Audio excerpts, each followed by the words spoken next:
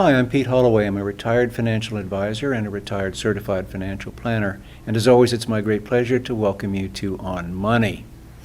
This area, when I talk about this area, I am talking about Ohio, the Panhandle of West Virginia, and Pennsylvania is important because we all work here. If something good happens in St. Clairsville, Ohio, or Washington, PA, it impacts us all and impacts us positively. So we're not in competition. But I do want to talk a bit today about Washington, PA. Let's face it, they're light years ahead of the rest of us. You go to the track, the Meadows, they've got the Meadows, lots of hotels, lots of restaurants, and a Tanger outlet, which ain't bad. You go a little further up the road, you've got South Point, and I'm not sure what the value of the property there is, but it's got to be hundreds and hundreds of millions of dollars. Think of the property taxes and think of what kind of money comes in, let alone the payrolls. So we're going to talk about Washington, PA today, what they're doing right, and maybe we can get some ideas from them. My guest today is Will Thomeier. He works for the Chamber of Commerce in Washington County. He was born in State College, PA, moved around a lot because he was, as he says, an Army brat. He ended up at Seton LaSalle High School, got his BA in political science from Pitt, and worked for the Pennsylvania Senate for about 15 years, and has been with the Washington Chamber for about 4 years. He's married, he has 2 children. The older is a sophomore at the University of Dayton, and the younger is a freshman at Canon Macmillan. I want to thank you for being with us today. It's an easy drive, but all the same, you had to take a drive. We're about the same size, Washington and Wheeling. I didn't look at the populations. We're about the same size, 30 miles apart, half-hour drive. And yet, as I said, Washington just seems to be doing so much better. Why? Well, first, thank you for having me here. Sure, I really do appreciate you taking the time to learn a little bit more about what we're doing in Washington County and, of course, share what has worked for us with you and your viewers. You know, Washington County, going back, was a 1 or 2 industry area. Steel, steel and glass making. And throughout the Industrial Revolution, that obviously served us very well. But with the collapse of the steel industry in the 70s and 80s, it devastated large parts of Washington County. This whole region has faced that. Of course, Wheeling and West Virginia Panhandle faced the same. But so our leadership, and long before I was a part of anything in Washington County, really took the time to try to diversify the economy and not put all the eggs in one basket, so to speak. So, we have a strong specialty metals manufacturing, still that steel making legacy with some titanium and things like that. Plastics manufacturing and plastics containers and things like that. Financial services. Is that building up because of what the ethane and so forth, because it's so prevalent here? Well, I think that's going to be supported somewhat by that, and it makes the raw materials easier for them to... Because Monaca is, 40, 50 miles away, and they're going to be putting those pellets out. Right, those pellets, yeah. So, so that certainly supports what we've already had there as an indigenous industry.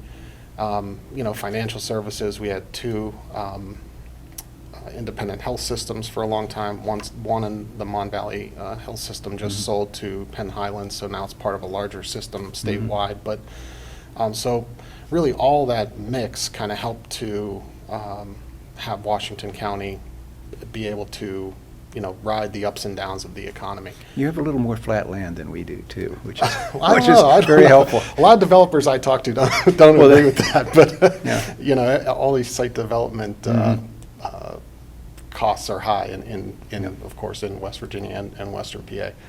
And then, of course, the natural gas industry, which I don't think, a lot of people saw coming, but we were kind of ready for it with South Point being under development at the time that the Marcellus Shale was discovered. And, of course, that's What was the slogan? Energy capital of the U.S., was that it? Yeah, energy capital. I think that's a great slogan. Energy capital of the East. Yeah, that was a slogan we came up with. Well, not our agency. So that's really the biggest takeaway, though, is that we've, our leaders, political leaders, business leaders, over the years have really tried to take like a holistic approach to developing the economy and diversifying it, not putting all of our, eggs in one basket. Yeah, tell me a little more about that, because, you look at Pittsburgh, and I remember stories from my mother, and this would have been, golly, the 50s, that ladies wore gloves back in those days, and they did not like to wear white gloves to Pittsburgh because they came back dark. Yeah. Because it was so sooty, and, I don't know who, Mellons, Fricks, all those groups of people got together, and my goodness, you look at what happened in Pittsburgh. And tell us a little more about what your business leaders did. And I'm not saying anything wrong about our business leader. I'm going to make that clear. We're just looking for alternative ideas. Yeah. So I think the biggest thing is that they really tried to work hand in hand over the years to develop projects in Washington County. So private-public partnerships have really been a hallmark of most of the large projects that Washington County has developed over the last 20, 25 years. I mean, I think you could point to South Point, the Meadows, the natural gas industry as a whole, the whole development of the Meadows and Tanger outlet complex down there. Everything has always been really public-private partnership to make sure that those projects succeed. And was Pennsylvania, the state, involved in this sort of thing too? In a lot of them, yeah. So we obviously partner very closely with our state economic development partners, and they've been a huge help to bringing in some of those projects over the years, for sure. Yeah, we're taping this at the Highlands at the West Liberty Center, and Cabela's. It's not quite Tanger, but boy, it draws in a lot of people. You look at that parking lot, and at Christmas time, of course, it's filled, but even in July and August, you look at the license plates, they're from quite a diverse area. Yeah. I think you're being a little hard on yourself. This whole complex here is, I think, a real catalyst to growth in this whole region. I mean, you can see Cabela's was obviously the seed, but everything that's grown up around it, all these stores and restaurants, it's a great place. I mean, you can spend I saw the day out here. the county commission had just announced, I think, 3 more stores opening, so that's always great news. That is great news. Let's talk about South Point and the Meadows. South Point, I think those of us who drive to Pittsburgh a lot remember when it was a golf course. Yeah. And then they began to try and put houses in, and all of a sudden there are these beautiful, beautiful buildings, law offices, gas, energy stuff, and lots of other kinds of corporations are located there. How is that done? So, again, it was a big public-private partnership. A guy by the name of Frank Mascara, who at the time was a county commissioner, went on to be a U.S. congressman, and a gentleman by the name of Jack Pyatt, who is a big property developer, had the idea to take this former state mental hospital and demolish all the buildings there and develop this, I think it's close to 600 acres of property into a mixed-use development park or business park. And the golf course, the housing, restaurants, and businesses. And so they took the leap and did this, and it was a politically unpopular move at the time. In fact, South Point was known for some time as Frank's Folly, because they invested a lot of money into not only developing the property, but putting in the new interchange to service the park, and like all these large developments, they take time to, they don't just spring up out of the ground, like a daisy. And so they had the forethought and the vision to develop this property.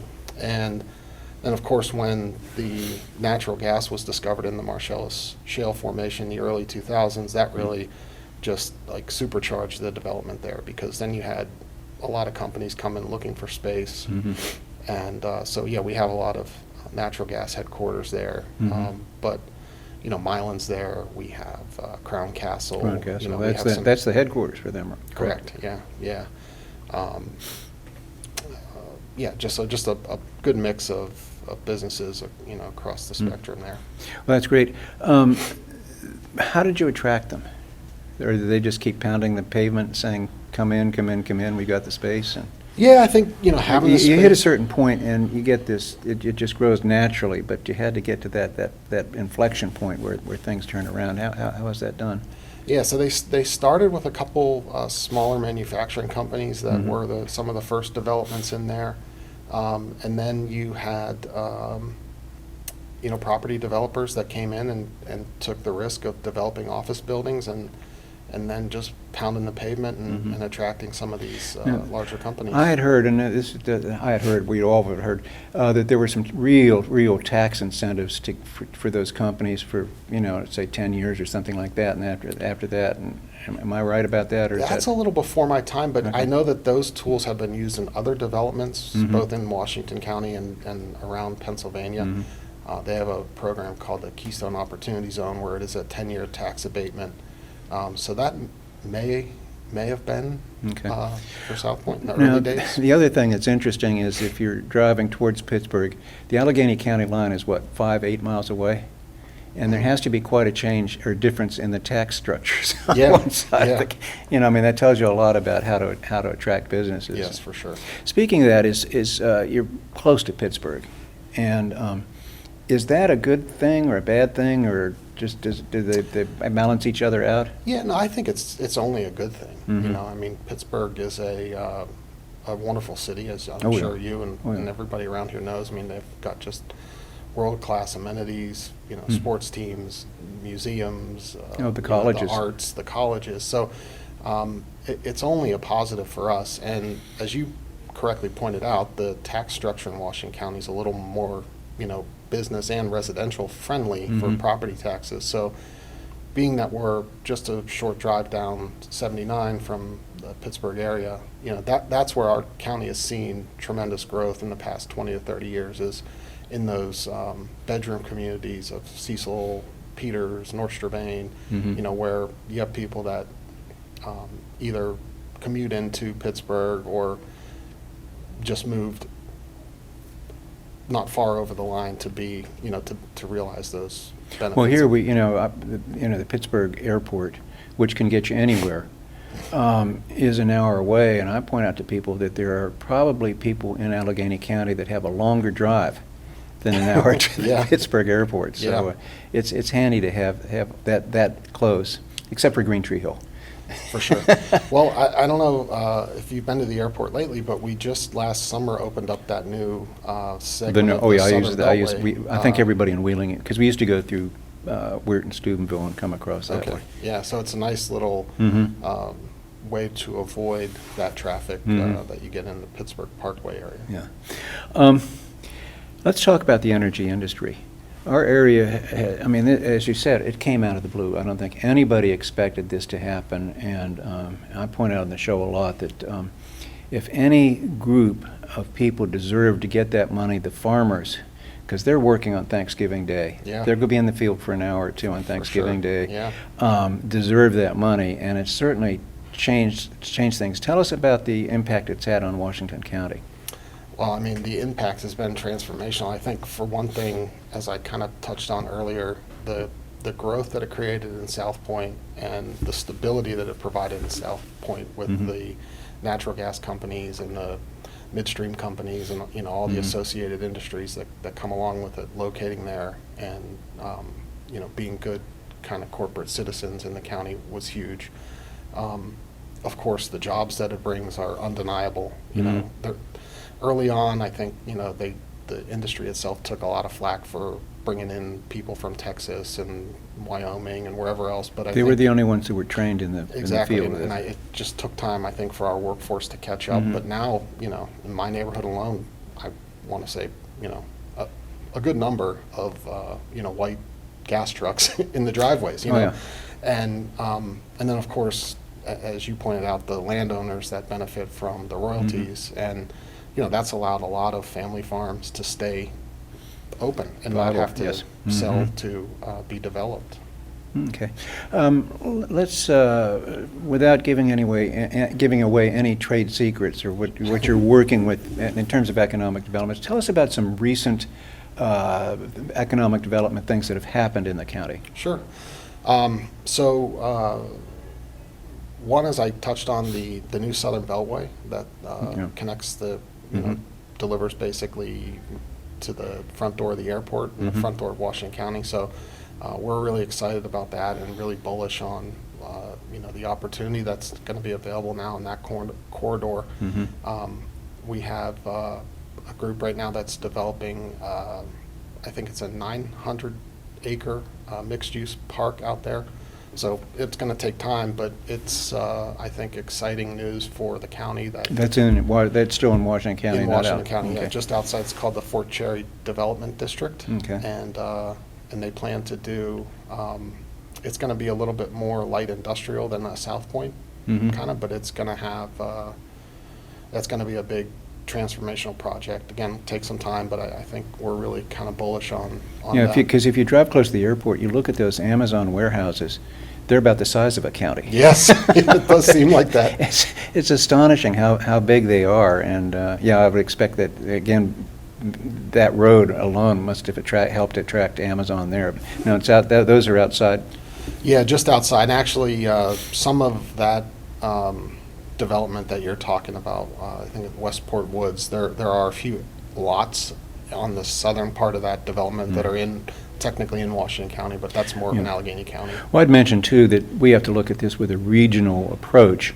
And if the Amazon warehouse, I don't know, hires 1,000 people, some of those will be Washington County residents. For sure. And so it accrues to everybody. Yeah, but yeah, I mean, but to your point, some of them will also be Allegheny, Mhm. Butler, and Wheeling, and Sure. Steubenville. I mean, Hmm. they're drawn from all over, and yeah. So and then we've seen a lot of success in that light industrial kind of space over the past 5 to 10 years. Mhm. The demand has been really high for that type of property. In fact, in my opinion, we don't have enough inventory. I think we could have done more if we would have had more Mhm. kind of pad-ready sites available. We helped with a big expansion of Sarah's Candies, which some of your viewers may know.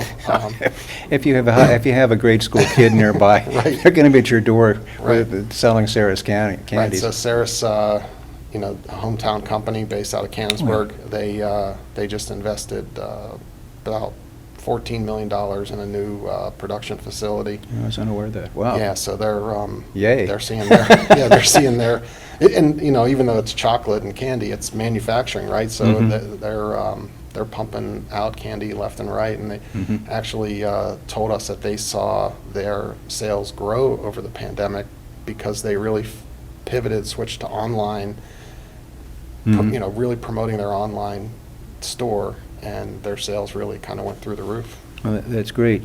Any other, because I was going to ask you, I'm painting this glowing picture of Washington County, the Crown Center Mall. And as I remember, that may have been the first mall in the region. Ain't doing too well. No. And I'm sure you're working as hard as you can. Looks like they're putting a dealership or something at one end. Yeah, they're going to be doing a car dealership. Mhm. There's a Rural King, and then there's another neat company called Mac Discounts that located in the Oh, that's- former Macy's. And they sell returned and overstock Amazon, items from yeah. Amazon at Mhm. like an auction site, and then you pick up there. Mhm. So those have helped to kind of, keep the area afloat. We also have the Washington Mall, which is really right at the apex of 70 and 79, Mhm. and that I think was the first mall in Washington okay. County, and that is completely vacant, Yeah, I know. shuttered, and so we have been working to try to market that area. It's located in a great spot, so it's just going to take the right company to come in. And I'm sure you're keeping your eye. There was a steel mill that's right by the interstate, and it's been Yeah, torn down, and I'm yeah. sure you've got ideas, or Yeah, you're telling the developers, here it is. For sure. The Mon River Industrial Park, I think you're talking about, is a former Wheeling Pittsburgh steel site in Allenport, in the Mon Valley, kind of on the eastern edge of Washington County. Yeah, that's a great site. It's 100 flat acres right along the river. They've got rail access, barge access. Yeah. It's got all the moves, so I think it's It'll be really, going again, soon. it'll just take, it's taken some time to get those old buildings down. They're obsolete.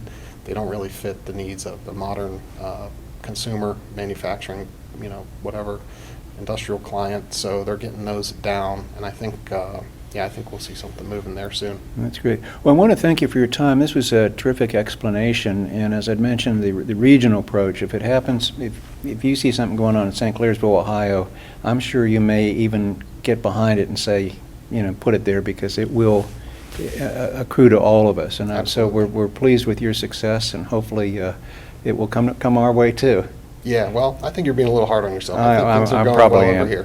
But anyway, thank you very much for your time. Wish you good luck, and we'll probably have you back in a year or two to follow up on this. I would love to do it. Thanks, Okay. Pete. And I'd like to thank you all. We'll be seeing you next week. I'm Pete Holloway.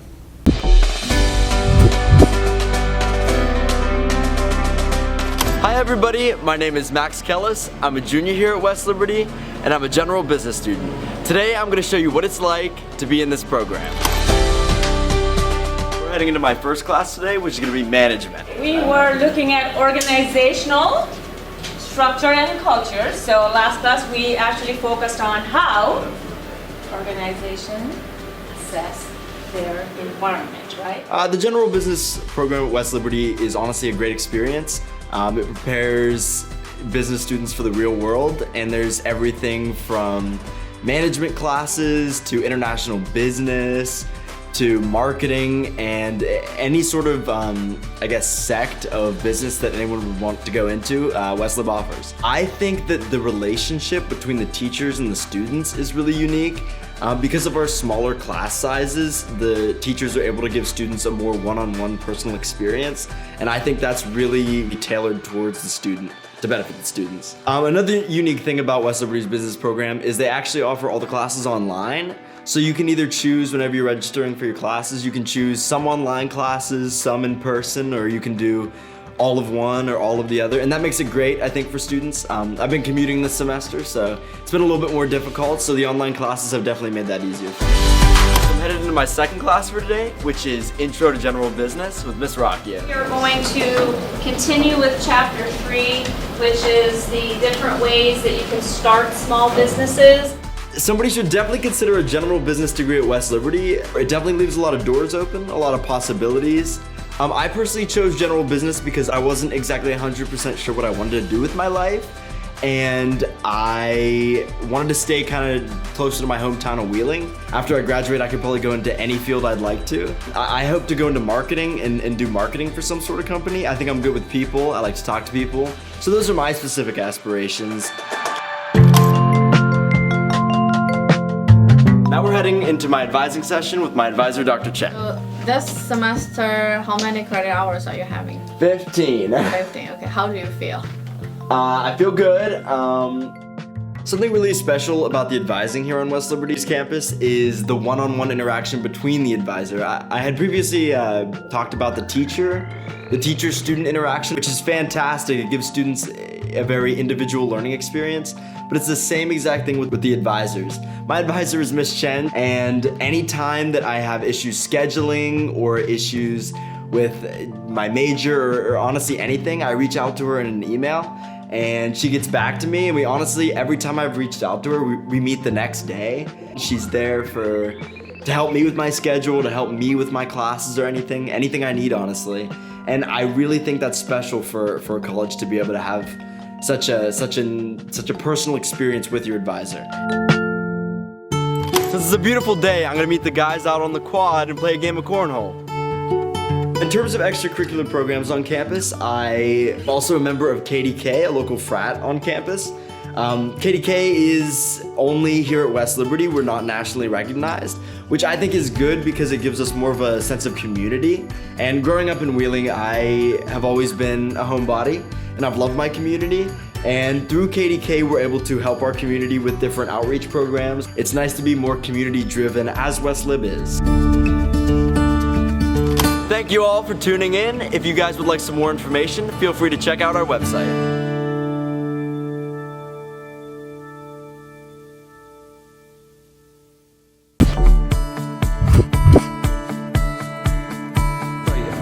Hi everyone, my name is June Bronlick and I'm one of the students in the BA, BS to BSN program here at West Liberty University, and I'm going to show you what it's like to be a student here. So now we're heading off to evidence-based practice. What do you use for communication between you and you're a spa. I know you would never call the doctor or anyone, right? So the BA/BS to BSN program is designed for students who have already obtained a bachelor's degree, whether that's in the arts or in the sciences, and they're looking to obtain another degree, specifically a bachelor's in nursing. The structure of the program is set up in a way that once you're admitted into the second degree program, you immediately go into what would be considered your junior year. So you're completing your junior year fall and spring with the traditional students. So what's going to make the second degree program different is that your senior year will start in that summer immediately following that junior spring semester, and it's going to be completed in the fall. So you'd be graduating in that December. So obtaining a second degree, a bachelor's degree in science of nursing within a year and a half. And now we're heading off to professional nursing. So let's look at this. It's the absence of the parasympathetic ganglion cells in the submucosa, okay, right below the mucous membranes. So to apply to the program, you're going to already need a bachelor's degree, whether that's in the arts or in the sciences, and there are going to be prerequisites that are required to the application process. You're going to need classes in chemistry, microbiology, anatomy and physiology, along with a write-up describing why you want to apply specifically to this nursing program and what's drawing you to be a nurse.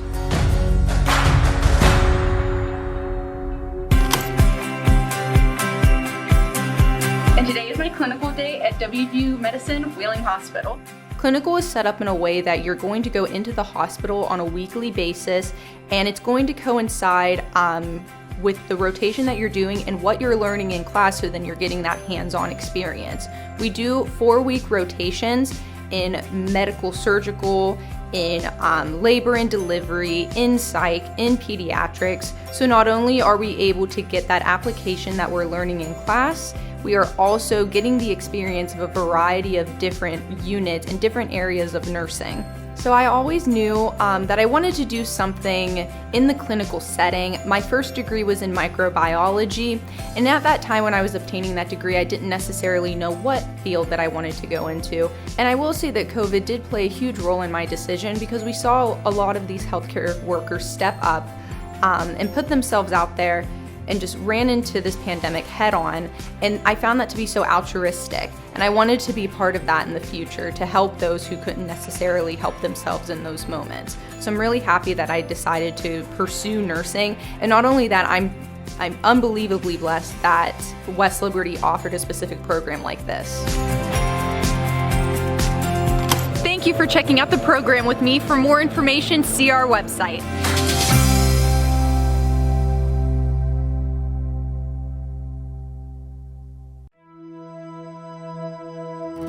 My name is Savannah Lilly, and I'm an assistant aviculturist here at the National Aviary. Well, at West Liberty, I got the chance to work with a lot of animals on campus. I learned a lot of things that I actually use now on a daily basis. So the internship that I did as part of the zoo science program was here at the aviary.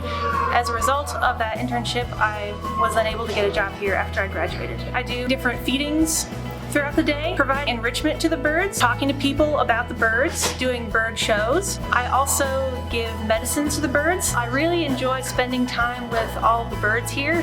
Being around them and getting to care for them is a huge privilege. I also really enjoy educating people about the birds and about conservation. That is very rewarding. And we have a really great team here that is just a joy to work with. I'm Savannah Lilly, and I'm proud to be a Hilltopper.